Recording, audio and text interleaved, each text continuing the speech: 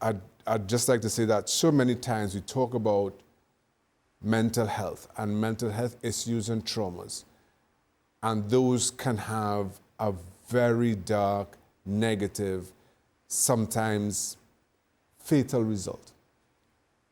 For all that Dele Alli has gone through and for all the good that his words are doing, he's here. And I think we also have to be thankful for that. Not many can get through that darkness, but he did. And I think we're all a little bit better, at the very least, a little bit more appreciative for what players go through. And as Shaka just said, not many can get through that, to then get through it and be able, obviously, still deal with it, being into rehab, but to be able to come out, as Shaka said, and be so brave to speak about it openly as he had. You can see why it has resonated with so many now it's been released. And part of that has to do with the locker room culture. And I can't speak for the current locker room culture. That may have changed. But nowadays, for somebody to come out and talk about these issues openly and mental health wasn't nearly as accepted as it would be today. So to your point, I think there is a level of maturity that his own experiences provide Dele. But in order to get that perspective and that level of maturity, he has gone through very dark moments.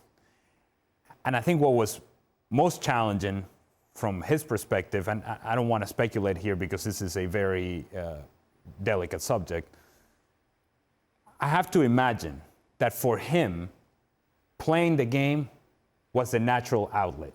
That while the life around the game or his personal life was dark, and there were some traumas early on in his life, playing the game was a safe haven, a safe place, a natural outlet where he had freedom of expression, where he had freedom of ideas, where he could control the outcome. It wasn't his surroundings that was controlling the outcome. It was him that was controlling the outcome because he had the ball at his feet.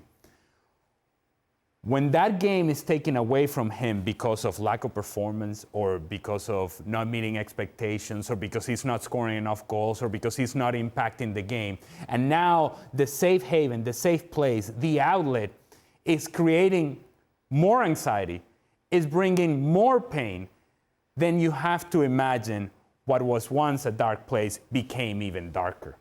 And that, I think, is the part that I have to imagine must have been most difficult for him. That the field, the training ground, the locker room, the team, the games was no longer the support system that he had used over the course of his life to be able to cope with whatever else he had going on and whatever other traumas he had in his life. His recognition of that, I think, takes great courage. And I think it takes great maturity. And being able to say, I need help. See, we all, at whatever level we play, there is an element of ego that goes with being a professional athlete. Not just a professional soccer player, but a professional athlete. That you feel like you can be the best on the field at whatever moment. That you belong at that stage. And that element of ego and confidence propels you forward. So it takes a great deal of courage to look at yourself in the mirror and say, I need help. I can't do this on my own. I have to put my ego aside. I can no longer be the guy that I once was, and I can no longer do this to myself. I need somebody to help me, and I need somebody to talk to, and I need somebody to open up to. And this has to be part of his therapy, if you will, being able to come out and speak so freely about this. I think the level of courage that it takes is something that I simply cannot relate to. It's amazing for him to be able to speak so freely and so openly about this. It's amazing that he has had the stage to be able to do this, and I echo Shaka's point, the impact that he's having.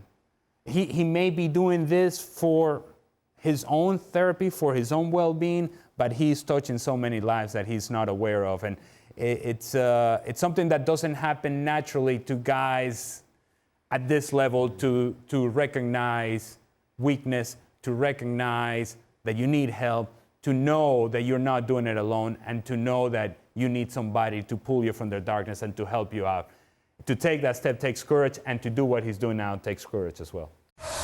Thanks so much for watching ESPN on YouTube, and for more sports highlights and analysis, be sure to download the ESPN app, and for premium content and live streaming, subscribe to ESPN Plus.